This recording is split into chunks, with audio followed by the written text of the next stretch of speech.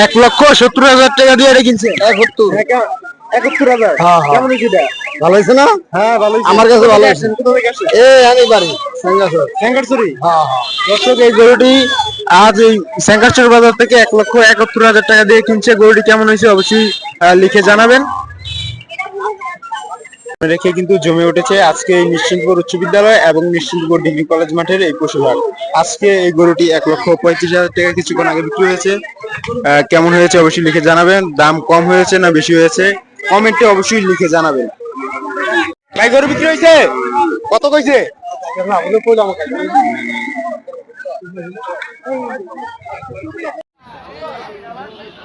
মাসিন ভাই, মাসিন ভাই,